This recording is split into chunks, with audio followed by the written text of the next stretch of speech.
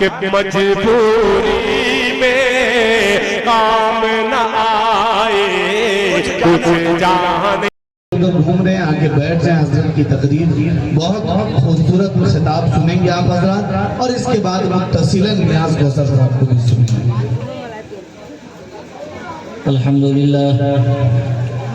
الحمدللہ نحمده ونستعینه ونستغفره ونؤمن به ونتوکل علیہ ونعوذ باللہ من شرور انفسنا ومن سیئات اعمالنا من يهده الله فلا مضل له ومن يضلله فلا هادي له وأشهد أن لا إله إلا الله وحده لا شريك له وأشهد أن سيدنا ومولانا محمدا عبده ورسوله أما بعد فأعوذ بالله من الشيطان الرجيم بسم الله الرحمن الرحيم يا أيها الذين آمنوا ادخلوا في السلم كافة ولا تتبعوا خطوات الشيطان إنه لكم عدو مبين صدق الله العلي العظيم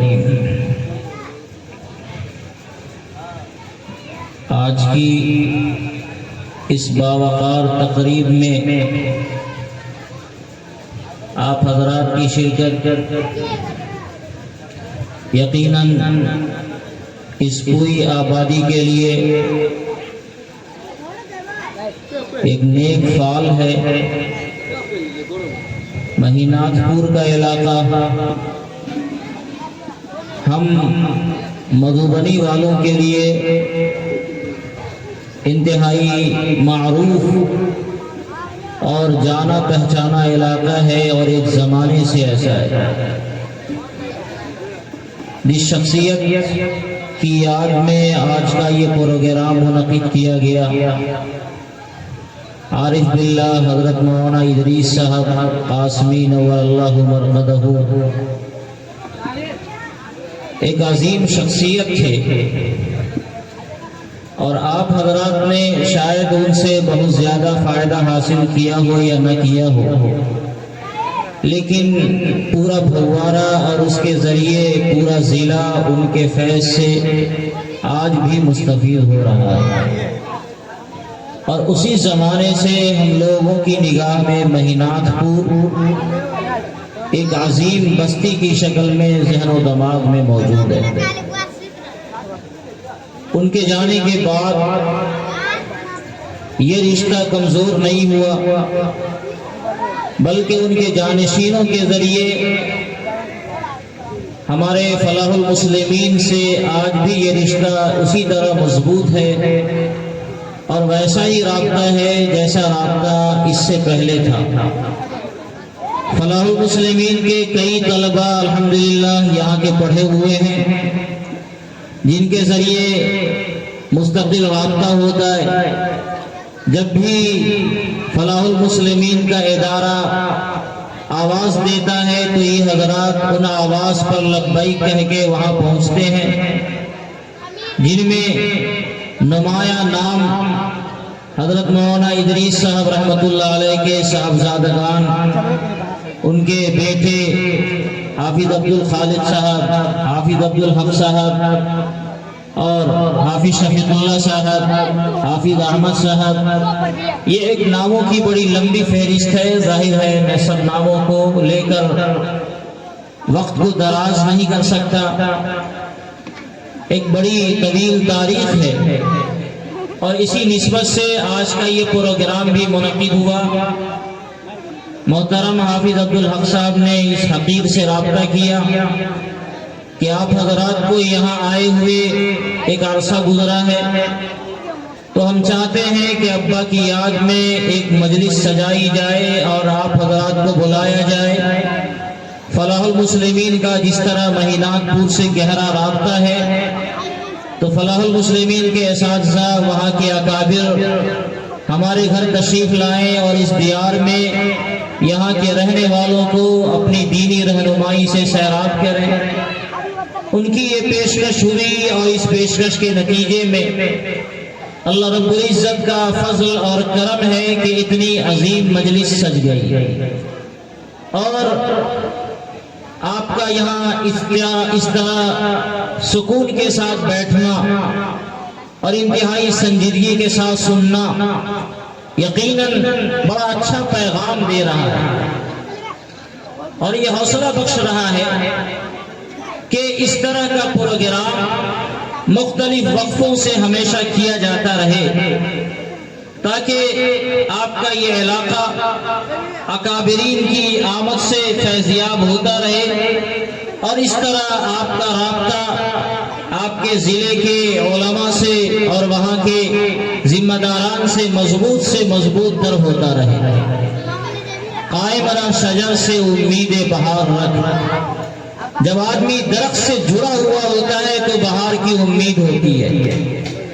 اور جو محنتیں آپ مہینات پور کے اندر دیکھ رہے ہیں، دارالعلوم مہینات پور کے ذریعے یا اور دوسرے ذرائع سے مہینات پور کی علمی اور دینی جو خدمتیں کی جا رہی ہیں، یقیناً اس میں بڑا حصہ آپ کا اس لیے ہے کہ آپ کا تعلق اپنے اکابرین سے اسی طرح جڑا ہوا ہے جس طرح حضرت مولانا ادریس صاحب رحمۃ اللہ علیہ نے جوڑا تھا۔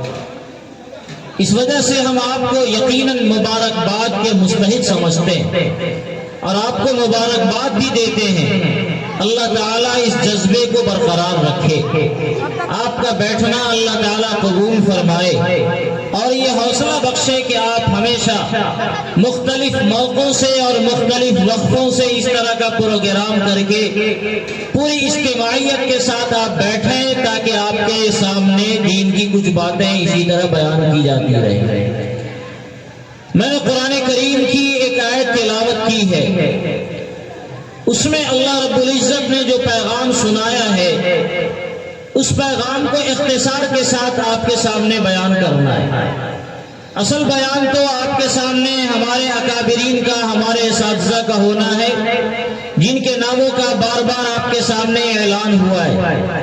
میں تھوڑی دیر میں اپنی بات قرآن کریم کی اس آیت کی روشنی میں جس کی میں نے تلاوت کی اپنی بات رکھنا چاہتا ہوں۔ ابھی تازہ واقعہ ہے کہ ہم سب نے قربانی کے فریضے کو ادا کیا اور قربانی کا فریضہ ادا کرتے ہوئے سیدنا ابراہیم علیہ السلام اور ان کے صاحبزادے سیدنا اسماعیل علیہ السلام کی زندگیاں، ان کی سیرت، ان کی تاریخ ہمارے سامنے بیان کی گئی، دہرائی گئی اور ہمارے علماء نے، ہمارے ائمہ نے مساجد میں جمعہ کے بیانات میں اور دیگر موقعوں سے ہمیں سیدنا ابراہیم علیہ السلام کی تاریخ کو سنایا۔ قرآن کریم نے جہاں نبی اکرم صلی اللہ علیہ وسلم کے بارے میں ارشاد فرمایا، لقد كان لكم في رسول الله اسوة حسنة، اللہ تعالیٰ نے سید الانبیاء نبی اکرم صلی اللہ علیہ وسلم کو تمہارے لیے بہترین آئیڈیل اور بہترین نمونہ بنا کر اللہ نے بھیجا ہے۔ اسی طرح قرآن کریم نے سیدنا ابراہیم علیہ السلام کے بارے میں بھی اسی سے ملتا جلتا جملہ ارشاد فرمایا، قد كانت لكم اسوة حسنة في ابراہیم، ابراہیم علیہ السلام کی زندگی میں تمہارے لیے بہترین نمونہ ہے۔ وہ کیا نمونہ ہے جو سیدنا ابراہیم علیہ السلام کی زندگی میں تھا اور جس کی طرف اللہ رب العزت نے رہنمائی فرمائی؟ جب سیدنا ابراہیم علیہ السلام کی تاریخ کو ہم نے دہرایا ہے اور ان کی زندگیوں کو ہم نے دوبارہ اپنی زندگیوں میں زندہ کیا ہے، تو ایسے موقع سے ان کی تاریخ جو آپ کے ذہن و دماغ میں ہے اس کو مستحضر کرنے کی بھی ضرورت ہے اور پھر اپنے دماغ میں مستحضر کرنے کے بعد اس زندگی سے سبق حاصل کرنے کی ضرورت ہے اور پھر اس زندگی سے سبق حاصل کر اسے اپنی زندگی میں اپلائی کرنے کی اور اسے نافذ کرنے کی بھی ضرورت ہے۔ سیدنا ابراہیم علیہ السلام کی زندگی بچپن سے لے کر ایک دم آخری عمر تک پوری زندگی صرف قربانی، اور صرف قربانی، صرف قربانی، یہ ہے زندگی کا خلاصہ۔ اللہ تعالیٰ نے جہاں انہیں جو حکم عطا فرمایا، اس حکم پر انہوں نے اپنے آپ کو مکمل کھڑا کیا۔ وہاں یہ نہیں دیکھا کہ ہمارا ذاتی نقصان کیا ہوگا، ہمارے مال و جائیداد کا کیا ہوگا، ہماری نسلوں کا کیا ہوگا، ہماری اولاد کا کیا ہوگا، ہمارے خاندان کا کیا ہوگا۔ سیدنا ابراہیم علیہ السلام نے ان چیزوں کو نہیں دیکھا اور اس کو محسوس نہیں کیا۔ اللہ تعالیٰ نے حکم دیا کہ پورے سماج کے خلاف ایک اللہ کی وحدانیت کا اعلان آپ ڈنکے کی چوٹ کے ساتھ کریں۔ ساری دنیا اور ساری طاقتیں، ساری حکومتیں ایک طرف تھی، سیدنا ابراہیم علیہ السلام اکیلے ایک طرف تھے، اور انہوں نے کہا کہ تمہارا معبود ایک اللہ ہے۔ ساری دنیا کے سارے مذہبوں کا یہی وہ پیغام ہے جو سیدنا آدم علیہ السلام سے لے کر ہمارے اور آپ کے آخری نبی جناب محمد رسول اللہ صلی اللہ علیہ وسلم لے کر تشریف لائے، اور سب نے اسی بات کا پیغام سنایا دنیا والوں کو کہ اے لوگو اعبدوا اللہ ما لکم من الہ غیرہ، ایک اللہ کی عبادت کرو، اس ذات کی عبادت کرو جس نے زمین، سورج، چاند، ستارے، آسمان، بحر و بر اور یہ کائنات کی ساری چیزوں کو بنانے والا، اس کو پیدا کرنے والا، اس کو چلانے والا اور سارے نظام کو سنبھالنے والا ہے۔ جب تک اس کا ارادہ ہوگا یہ نظام چلے گا۔ اس کے بعد سیدنا ابراہیم علیہ السلام اللہ کے حکم سے اپنے گھر بار کو چھوڑ دیتے ہیں، اپنے خاندان کو چھوڑ دیتے ہیں، اپنے ماں باپ کو چھوڑ دیتے ہیں اور ہجرت کر کے کہیں اور بس جاتے ہیں۔ پھر اللہ کا حکم ہوا، ایک لمبی امید کے بعد اللہ تعالیٰ نے ان کو ایک بیٹا عطا فرمایا۔ تو اللہ تعالیٰ نے یہ حکم دیا کہ اپنے اس بیٹے کو اور اپنی بیوی کو، اس بچے کی ماں کو ایسی جگہ چھوڑاؤ جہاں کسی انسان کا نہیں، کسی حیوان کا بھی کوئی نام و نشان نہیں ہے۔ چنانچہ وہ اللہ کے حکم پر اسے وہاں چھوڑ آئے۔ وہاں کوئی آدمی نہیں تھا، کوئی محلہ نہیں تھا، کوئی آبادی نہیں تھی، کوئی دکانداری نہیں تھی، تجارت کا کوئی سامان نہیں تھا۔ ایک عورت اور اس کے گود میں ایک بچہ جس کا نام اسماعیل ہے، سیدنا ابراہیم علیہ السلام نے اللہ کے حکم پر چھوڑ دیا اور پوچھا تک نہیں، بتایا تک نہیں کہ میں تمہیں چھوڑ کر جا رہا ہوں۔ نکل گئے۔ بیوی کہتی ہے مجھے اکیلا چھوڑ کر کہاں جا رہے ہیں؟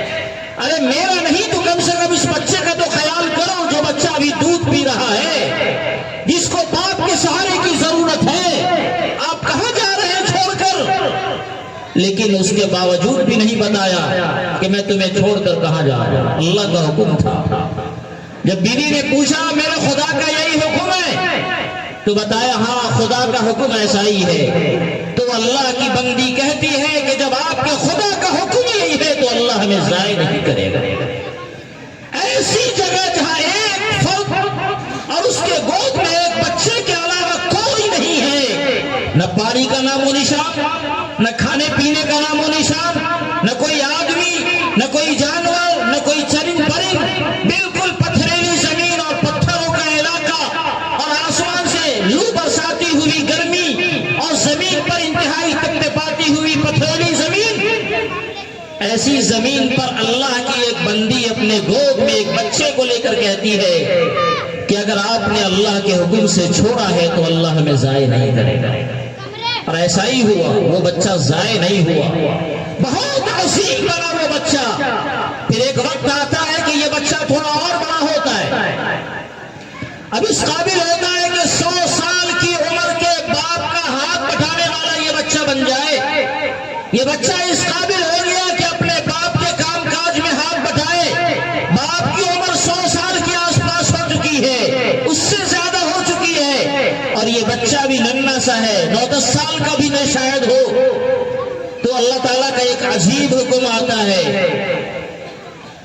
کہ اپنے ہاتھ سے اپنے اس بیٹے کو اللہ کی راہ میں قربان کرو۔ آپ سوچ رہے ہیں کیسا سخت حکم اللہ رب العزت کی طرف سے اس خلیل کو دیا گیا. 100 سال کے بعد ایک بچہ ان کی زندگی میں آیا اور جب یہ بچہ ہوشیار ہو گیا تو اللہ رب العزت کا حکم ہوتا ہے کہ اپنے ہاتھ سے چھری لو اور اللہ کے راہ میں اپنے اس بیٹے کی قربانی کر دو. دنیا میں کوئی اور فرد ہوتا تو کہتا خدایا اس بچے کو آپ کے راہ میں قربان کر کے آپ کو کیا ملے گا؟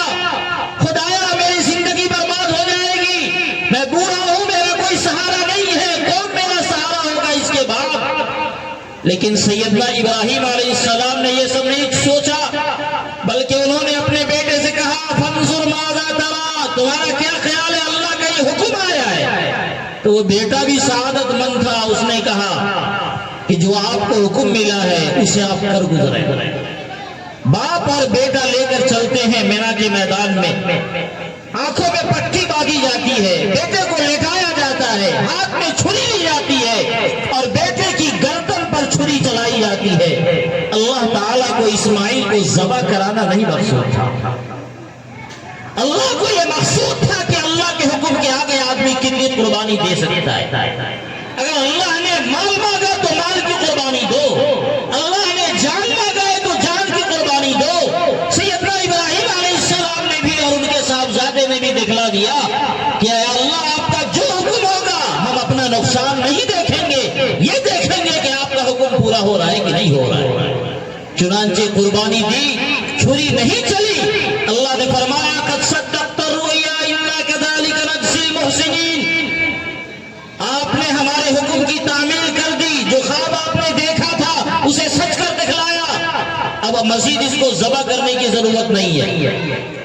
اور جانتے ہیں پھر اس کا انجام اللہ تعالیٰ نے کیا دیا؟ قرآن کریم نے ایک جگہ بیان کیا وَآتَيْنَاهُ أَجْرَهُ فِي الدُّنْيَا وَإِنَّهُ فِي الْآخِرَةِ لَمِنَ الصَّالِحِينَ. سیدنا ابراہیم علیہ السلام کو اللہ نے آخرت میں جو مقام عطا فرمایا وہ تو فرمایا ہی، دنیا میں بھی اس کا صلہ اللہ نے عطا فرمایا. کیا صلہ ملا دنیا میں؟ دنیا کے جتنے مذاہب ہیں اس دنیا کے اندر، چاہے وہ اسلام ہو، چاہے وہ سکھ مذہب ہو، چاہے وہ جین مذہب ہو، چاہے وہ ہندو دھرم ہو، چاہے وہ عیسائی ہو، چاہے وہ یہودی ہو، ہر مذہب میں سیدنا ابراہیم علیہ السلام ایک عظیم شخصیت کے مالک ہیں. صرف یہی نہیں کہ ابراہیم کو مسلمان مانتے ہیں، ہمارے ہندو بھائیوں کے یہاں بھی ابراہیم کی عظیم شخصیت کے وہ ایک بڑے مہاپرش آئے، بڑے پیغمبر آئے، ان کا تذکرہ ملتا ہے. اور میں سمجھتا ہوں شاید ابراہیم کے نام پر ہی ہمارے ہندو بھائیوں کے بعض قبیلوں کے نام بھی ہیں. یہ مقام اللہ رب العزت نے عطا فرمایا. پوری زندگی کی قربانی کا خلاصہ یہ ہے کہ ہماری کوئی مرضی نہیں، ہمارا کوئی اختیار نہیں، ہماری اپنی کوئی پسند نہیں. قل ان صلاتي ونسكي ومحياي ومماتي لله رب العالمین. یا اللہ میری نماز بھی، میرا روزہ بھی، میرا جینا بھی، میرا مرنا بھی، یہ سب آپ کے لیے ہے، یہ زندگی آپ کے لیے ہے. پیدا کس نے کیا؟ ایک ساتھ میں پیدا کیا جو عرش کا مالک ہے، اس ساتھ میں پیدا کیا جو کائنات کے ہر ذرے ذروں کا مالک ہے. اور جب اس ذات نے پیدا کیا تو اسی ذات کی عبادت ہوگی، اسی ذات کے لیے یہ زندگی ہے، اسی ذات کے لیے یہ مرنا ہے. اور حضرت ابراہیم علیہ السلام نے اپنی زندگی سے دنیا والوں کو یہ سبق دیا کہ لوگوں جب اللہ کا حکم جیسا ہے اس حکم کے مطابق آپ کو اپنی زندگی گزارنی ہے. اور اسی حکم کا نام اسلام ہے. جو اسلام ہمارے سامنے آیا، یہ اسلام اسی بندگی کا نام ہے. اسلام نماز اور روزے کا نام نہیں، اسلام صرف حج اور زکات کا نام نہیں، اسلام صرف داڑھی اور ٹوپی کا نام نہیں. اسلام نام ہے کہ بندہ اپنی زندگی کو اللہ رب العزت کے سامنے ایسا جھکا دے کہ جو رب کی مرضی وہی ہمارا کام. مرضی مولا ازہم اولا، یا اللہ آپ کی جو مرضی ہوگی وہی کام ہم کریں گے، اسی کے ہم پابند ہوں گے. ہماری اپنی کوئی خواہش نہیں چلے گی، ہمارا کوئی اپنا ارادہ نہیں چلے گا. ماں باپ ایک طرف بلاتے ہیں اور رب ذوالجلال دوسری طرف بلاتے ہیں تو ہم جائیں گے رب ذوالجلال کی طرف، اپنے ماں باپ کی طرف نہیں جائیں گے.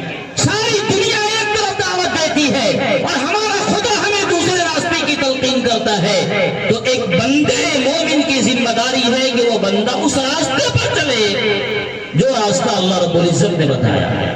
جس راستے پر اللہ رب العزت انسانیت کو بلا رہا ہے اس راستے پر بندہ چلے تبھی وہ بندہ صحیح معنی میں مسلمان ہوگا.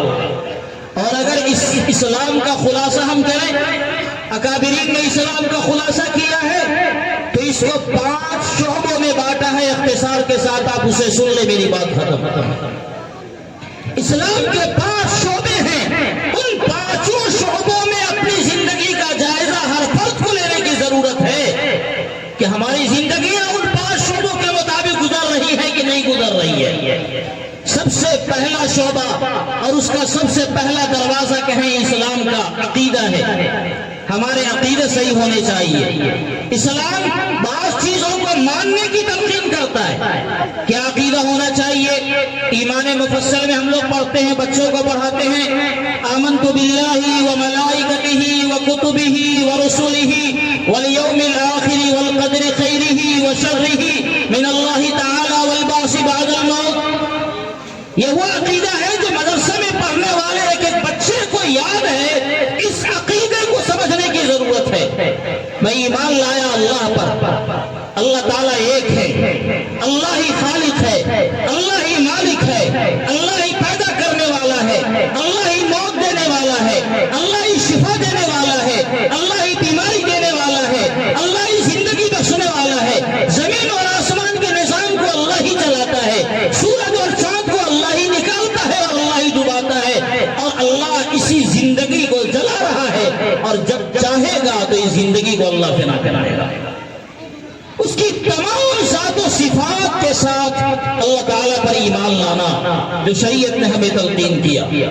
اس کے رسول پر ایمان لانا. سیدنا آدم علیہ السلام سے لے کر حضور اکرم صلی اللہ علیہ وسلم تک جتنے انبیاء کرام اس دنیا کے اندر تشریف لائے، چاہے وہ آدم ہو، چاہے وہ شیش ہو، چاہے وہ نوح ہو، چاہے وہ موسیٰ ہو، چاہے وہ یونس ہو یا اسحاق ہو یا یعقوب اور یوسف ہو یا سیدنا نبی اکرم جناب محمد رسول اللہ صلی اللہ علیہ وسلم ہو، جتنے انبیاء اس دنیا کے اندر تشریف لائے، منہم من قصصنا علیہ ومنہم من لم نقصص علیہ.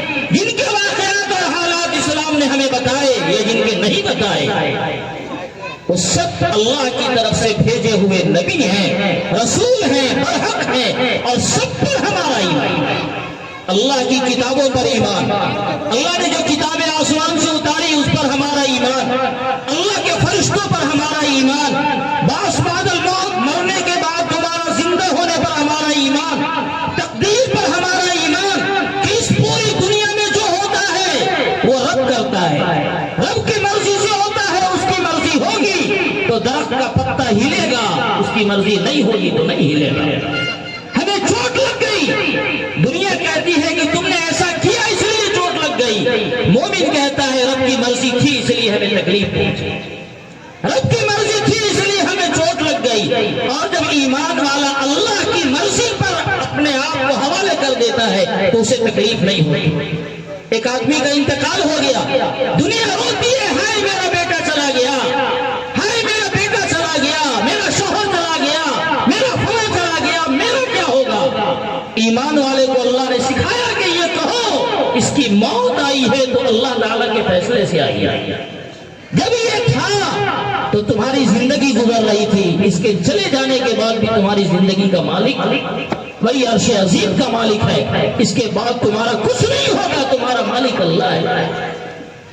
اور جب ایمان والا اس طرح سوچتا ہے کہ تقدیر کا مالک اللہ ہے، جو خیر اور شر کے فیصلے ہوتے ہیں وہ اللہ کی جانب سے ہوتے ہیں، تو ایمان والے کو تسلی ملتی ہے اور پھر وہ روتا اور بلکتا نہیں ہے. نعمتیں آئیں خوشی کا اظہار کرتا ہے، غم ہو صبر کا پیمانہ اختیار کرتا ہے، اور دونوں صورتوں میں اللہ رب العزت کی طرف سے ان کو ثواب دیا جاتا ہے. ایک عورت، اس کے بچے کا انتقال ہوا، وہ رو رہی تھی، بلک رہی تھی. حضور علیہ السلام کا ادھر سے گزر ہوا. آپ نے پوچھا کہ خاتون کیوں روتی ہے؟ صبر کر. عورت تھی، بوڑھی تھی، چھوٹا بچہ انتقال کیا تھا، صبر سے اس کا پیمانہ لبریز ہو رہا تھا. تو اس نے کہا آپ کو کیا معلوم میرے دل پر کیا بیت رہی ہے؟ آپ علیہ किसी ने बताया तुम्हें पता है कि वो कौन थे? वो सैयदुल अंबिया थे, हमारे सरकार थे। अभी इस औरत को थोड़ा तनब्बो हुआ, दौड़ी हुई हुजूर के दरबार में गई और माफी मांगी कि या रसूल अल्लाह, मैंने आपको पहचाना नहीं। आप अलैहिस्सलाम ने फरमाया, अस्सब्रु इंद अस्सदमतिल ऊला, ईमान वाला मुसीबत पर जब सब्र कर ले फौरन, तो अल्लाह ताला उस सब्र की वजह से उसको इनामात से नवाजते हैं। एक औरत के बच्चे का इंतकाल हो गया, हुजूर अलैहिस्सलातु वस्सलाम तशरीफ लाए और कहा, अरे खातून क्यों रोती है? तुम्हारा बच्चा तो जन्नत में खेल रहा है, बोल तो मैं तुम्हें दिखला दूं। इस औरत को सब्र आ गया और कहा, या रसूल अल्लाह, मुझे देखने की जरूरत नहीं है। आप अलैहिस्सलाम तशरीफ ले गए।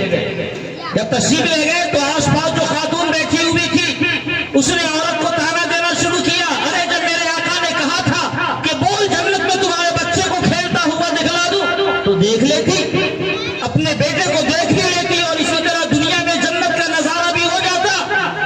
तो उस औरत ने कहा कि फिर एतबार मेरी आंखों पर होता, आका की बातों पर तो नहीं होता। मेरे आका ने कह दिया कि मेरा बेटा जन्नत में खेल रहा है, हुजूर अलैहिस्सलातु वस्सलाम की ज़बान मुबारक से जो कलिमा निकल गया, मेरे यकीन के लिए यही काफी है। ये है वो ईमान जो ईमान वालों से मुतालबा किया जाता है। ईमान वालों को कहा जाता है कि सारी दुनिया एक तरफ और आपके आका ने, नबी अकरम सल्लल्लाहु अलैहि वसल्लम ने जो बताया वो एक तरफ, उसमें जो सदाकत होगी वो सदाकत दुनिया की किसी चीजों में नहीं हो सकती है। मेरे नबी ने इरशाद फरमाया, क्या लोग मिसाल के तौर पर हराम माल खाओगे, अल्लाह ताला तुमको जहन्नम में फेंक देंगे। हराम माल खाओगे तो ये माल तुम्हारी जिंदगी में बरकतें नहीं लाएगा, ये जिंदगी में तुम्हारी सादतों को नहीं लाएगा, बदबख्तियां लाएगा। हराम माल खाओगे तो तुम्हारी जिंदगी और परेशान होंगी। अब ईमान वाला देखता है कि लोग रिश्वत का माल ले रहे हैं, सूद का माल ले रहे हैं, टेबल के नीचे से माल ले रहे हैं और उनकी जिंदगियों में बज़ाहिर तरक्की है। लेकिन एक बंदे मोमिन समझता है कि जब मेरे आका ने मना किया है तो इसका मतलब यह है कि इसके रुक जाने में ही भलाई है। और फिर जब उसकी जिंदगी में ईमान होगा, आप उसे 1 रुपया नहीं, करोड़ों रुपए में भी आप उसको रिश्वत में देंगे, वो कबूल नहीं करेगा। करोड़ों रुपए देकर उसको झूठ बोलने पर आमादा करेंगे, वो झूठ नहीं बोलेगा, क्योंकि वो जानता है कि मेरे आका ने कहा सच्चाई में नजात है और झूठ में इंसान की हलाकत है। यह है ईमान जो अल्लाह ने और अल्लाह के रसूल ने हमसे मुतालबा किया। दूसरा है इबादत का पहलू। इबादत में यह है कि शरीयत में जितनी इबादतें आपके जिम्मे, जैसे जिस वक्त में जहां फर्ज किया, उन इबादतों को करना आपकी जिम्मेदारी है। नमाज पढ़ने का शरीयत ने हुक्म दिया, नमाज पढ़ेंगे। रोजा रखने का हुक्म दिया, रोजा रखेंगे। हज करने का हुक्म दिया, हज करेंगे। ज़कात अदा करने का हुक्म दिया, ज़कात अदा करेंगे। कुर्बानी करने का हुक्म दिया, कुर्बानी करेंगे। जब कहा शरीयत ने रोजा रखो, रोजा रखना इबादत। जब कहा रोजा नहीं रखो, नहीं रखना इबादत। जब कहा नमाज पढ़ो, नमाज पढ़ना इबादत। और जब शरीयत ने मना कर दिया कि अब नमाज नहीं पढ़ो, तो नहीं पढ़ना इबादत। हमारी जिंदगियों में इबादतें आनी चाहिए। ईमान वाला सिर्फ नाम का मुसलमान नहीं होता है, बल्कि ईमान वाले की जिंदगी में इबादतें ऐसी होती हैं जैसे उसकी जिंदगी में खाना और पीना। बगैर खाने पीने के इंसान जिंदा नहीं रहेगा और अल्लाह की इताअत के बगैर एक मोमिन भी जिंदा नहीं रह सकता है। बगैर पानी के मछली जिंदा नहीं रह सकती और एक मोमिन मस्जिद के बगैर जिंदा नहीं रह सकता है। मुनादी मस्जिद का हय्या अला सलाह कह रहा है, हय्या अला फलाह कह रहा है, और हमारी मस्जिदें एक सफ, आधे सफ, और सारे हजरात कोई होटलों में हैं, कोई काम पर हैं, कोई खेत में हैं, कोई घरों में हैं। हमारी माँ बहनें, कोई टेंशन नहीं, माँ बहनों को तो और मसला नहीं। बच्चा बार बार पेशाब कर देता है, घर में खाना बनाना पड़ता है, शौहर नाराज, ससुर नाराज, देवर नाराज, फला नाराज तो फला नाराज। मेरी माँ बहनों, आपको सबकी नाराजगी का फिक्र है। अगर फिक्र नहीं है तो अल्लाह रब्बुल इज्जत की नाराजगी की फिक्र नहीं है। कोई बहाने कल कयामत में काम नहीं आएंगे अगर आपने अल्लाह की इताअत नहीं की। कल जब कयामत में अल्लाह के यहाँ हम सबको जमा होना होगा और बुलाया जाएगा, महीनातपुर के लोगों आओ, जब मुअज्जिन ने हय्या अला सलाह की सदा लगाई थी تو آپ نے نماز کیوں نہیں پڑھی؟ آپ کہیں گے ہم تو مزدور تھے، کام کر رہے تھے، چھٹی نہیں ملی۔ کوئی عورت کہے گی ہمارے گود میں بچہ تھا، اس کے کھلانے پلانے اور اس کی دیکھ ریکھ سے ہمیں چھٹی نہیں ملی۔ کوئی عورت کہے گی ہمارا شوہر ظالم تھا اور اس سے ہمیں چھٹی نہیں ملی۔ تو یہ ساری چیزیں کام نہیں آئیں گی۔ اے بابو بند کرو، بند کرو، یہ چیزیں کام نہیں آنے والی ہیں۔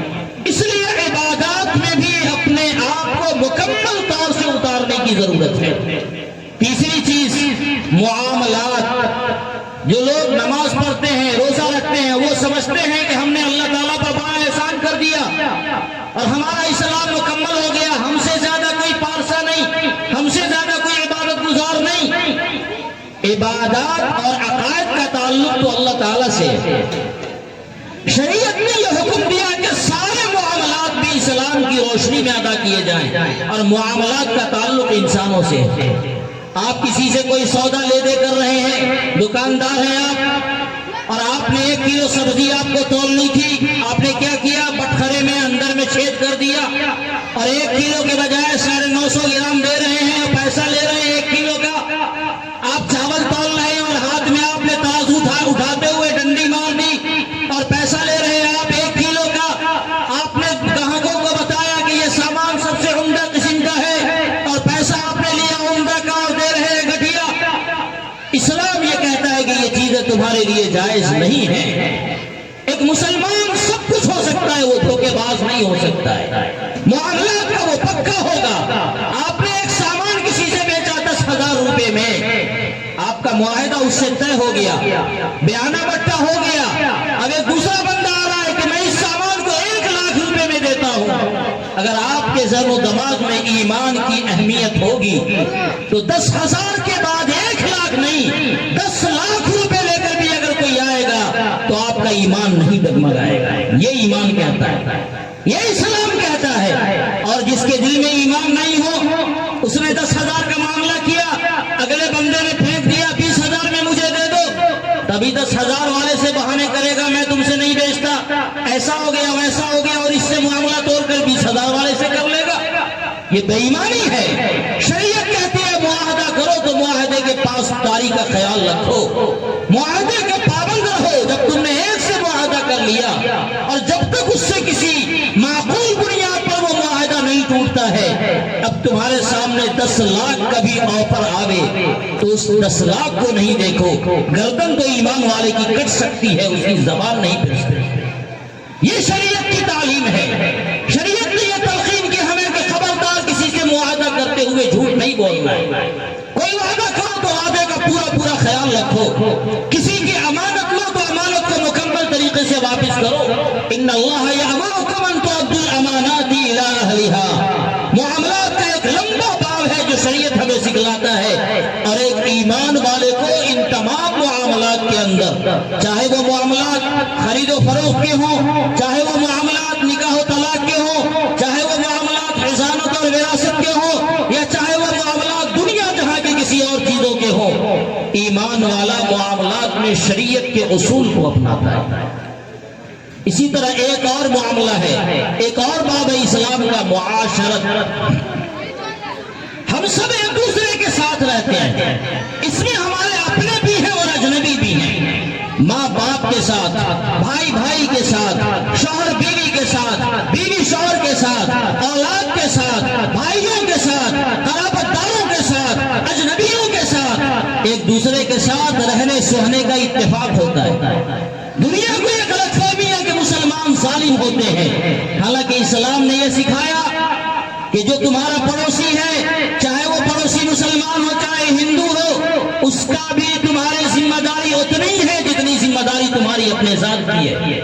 وہ مسلمان نہیں ہے جو پیٹ بھر کھائے اور اس کے بغل میں اس کا جو پڑوسی ہے وہ بھوکا سو جائے، وہ مسلمان نہیں ہے۔ اسلام کہتا ہے معاشرت کے آداب میں کہ اگر تم گھر میں سبزی بناتے ہو تو ذرا پانی زیادہ ڈال دیا کرو، تاکہ تمہاری یہ سبزی تمہارے اڑوس پڑوس میں رہنے والے کسی غریب کے بھی کام آ سکے۔ یہ نہیں کہ آپ کے پاس ہے تو سارا آپ کی چٹ کر جائے اور آپ کے بغل میں جو پڑوسی ہے اس پڑوسی کا کوئی خیال نہیں۔ معاشرت یہ نہیں کہتی، اسلام یہ کہتا ہے المسلم من سلم المسلمون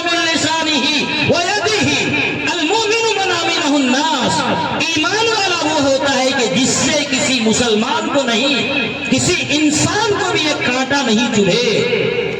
ہم گالن گلوچ کرتے ہیں، دوسروں کو ستا دیتے ہیں، چاہے وہ کوئی بھی ہو، سمجھتے ہیں کہ ہم بڑے ہو گئے۔ اسلام نے منع کیا، خبردار خبردار، کبھی تمہاری ذات سے، تمہاری زبان سے، تمہارے ہاتھ سے کسی کو کانٹا نہیں چبھنا چاہیے۔ ایک مرتبہ مدینہ منورہ میں واقعہ لمبا ہے، میں اختصار کے ساتھ بیان کروں۔ سب سے پہلے خلیفہ سیدنا صدیق اکبر رضی اللہ تعالی عنہ رات میں مدینے کی گلیوں میں وہ چل رہے تھے تو ننگے پاؤں چل رہے تھے، پاؤں میں چپل نہیں تھا، جوتا نہیں تھا۔ ان سے پوچھا گیا امیر المومنین، اور کون تھے وہ؟ بادشاہ تھے، بادشاہ خلیفۃ المسلمین تھے۔ ان سے پوچھا گیا حضرت آپ تو بادشاہ ہیں، پورے عالم اسلام کے بادشاہ ہیں، لیکن یہ کیا کہ آپ ننگے پاؤں چل رہے ہیں، کیا آپ کے پاس چپل نہیں ہے؟ انہوں نے فرمایا کہ میرے پاس چپل تو ہیں، لیکن رات میں چپل پہن کر چلنے میں چپل سے چلنے کی آواز آتی ہے۔ آپ بھی دیکھیں، جب ہر طرف سناٹا ہو آپ چلیں گے تو آپ کے چلنے کی آواز آئے گی، اور چپل پہنے تو اس میں اور زیادہ آواز آتی ہے۔ انہوں نے فرمایا کہ رات میں چپل پہن کر چلنے میں چپل کی آواز آتی ہے، اور مدینے کی گلیوں میں اڑوس پڑوس میں مکانات ہیں جہاں لوگ سو رہے ہیں۔ میرا دل گوارا نہیں کرتا کہ میری چپل سے کسی کی نیند کھل جائے، چپل کی آواز سے کسی کی آنکھ کھل جائے اور اس کے نیند میں خلل ہو جائے، یہ میرا دل گوارا نہیں کرتا، کیونکہ میرے آقا نے فرمایا ہے المسلم من سلم المسلمون من لسانہ ویدہ۔ ایمان والا وہ ہے جو اپنے چپل کی آواز سے بھی کسی کو تکلیف دینا نہیں چاہتا۔ یہ ہے معاشرت کے اصول، یہ ہے شریعت میں رہنے سہنے کے اصول جو انسانیت کو بتائے کہ تمہیں ساتھ رہنا ہو، شوہر ہے تو بیوی پر ظلم کرے گا نہیں، خبردار، بیوی کے ساتھ انتہائی پیار اور محبت کا معاملہ کرنا ہے۔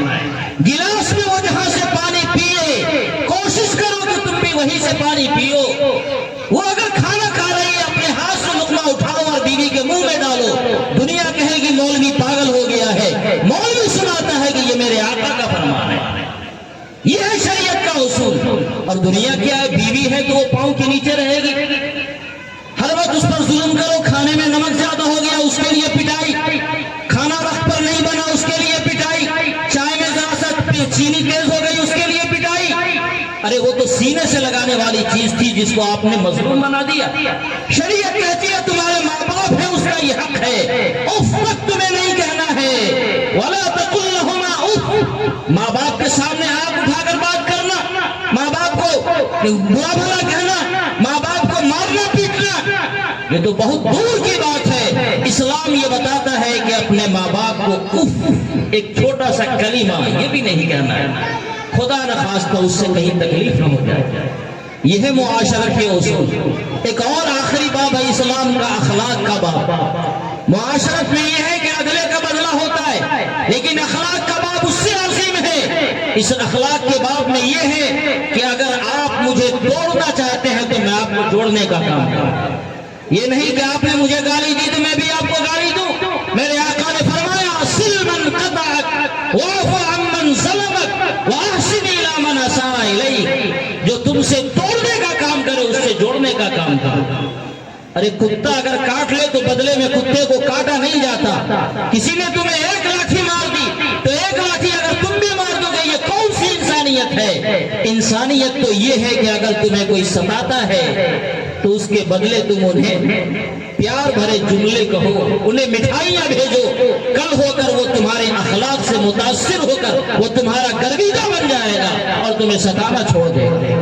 سیدنا امام ابو حنیفہ رحمۃ اللہ علیہ کو ایک یہودی گالی دیتا تھا، خوب گالیاں دیا کرے، اور جب جب گالی دیا کرے تو حضرت امام صاحب رحمۃ اللہ علیہ مٹھائی کی ایک پیکٹ اس یہودی کے یہاں بھیج دیا کرتے تھے۔ نتیجہ کیا ہوا؟ ایک دن یہودی نے گالی دینا بند کر دیا۔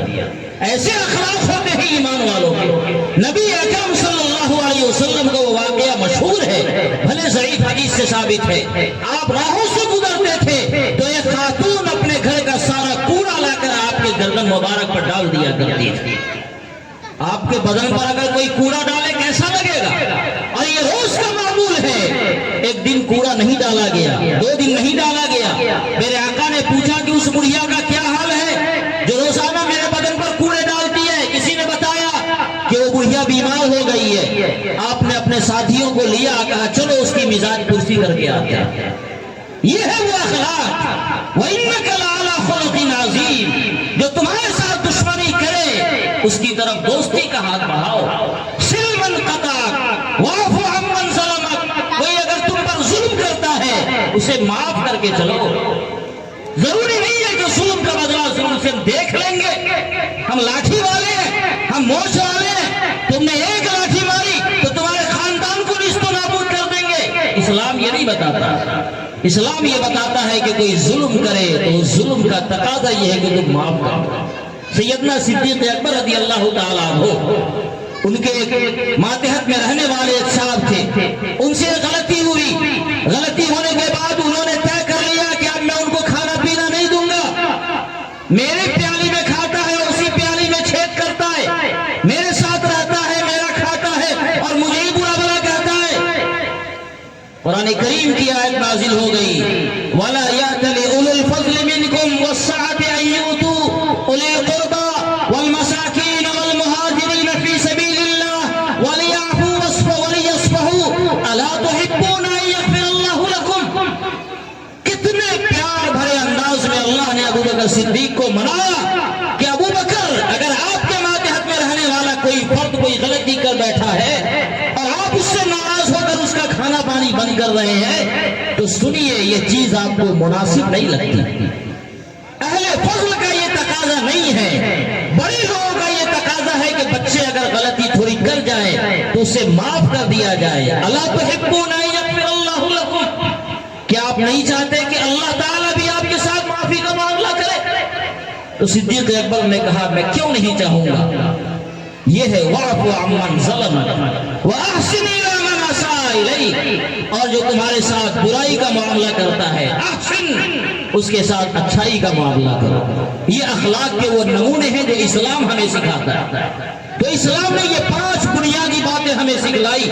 ایک ایمان والے کو اپنی زندگی کا جائزہ لے کر یہ دیکھنا چاہیے کہ ان 5 باتوں میں ہم کتنے نمبر پا رہے ہیں. عقائد میں ہمارے عقیدے کیسے ہیں, عبادات میں ہماری صورتحال کیا ہے, معاملات میں ہماری صورتحال کیا ہے, معاشرت میں ہم کتنا نمبر حاصل کر رہے ہیں, اور اخلاق میں ہمارا کیا پیمانہ ہے.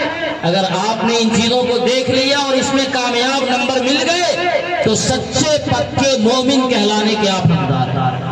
اور اگر اس میں کہیں بھی آپ فیل ہیں تو نام کے آپ مسلمان ہو, نام کے عبداللہ ہو, نام کے عبد الرحیم ہو, مگر اللہ کی نگاہ میں آپ پکے مومن نہیں ہیں, یاد رکھیے. اس لیے میرے بزرگوں اور دوستو, یہ جو اختصار کے ساتھ قرآنی آیت کا میں نے مفہوم سمجھایا کہ اے ایمان والو پورے اسلام میں پورے طور پر داخل ہو جاؤ اور شیطان کی اتباع نہ کرو, اس مفہوم کو ذہن میں رکھیے, اس کی تفصیلات کو ذہن میں رکھیے اور اپنی زندگیوں میں اسے اپنانے کی کوشش کیجیے. اللہ تعالیٰ کہنے سننے سے زیادہ ہم سب کو عمل کی توفیق عطا فرمائے. آمین. وآخر دعوانا الحمدللہ رب العالمین.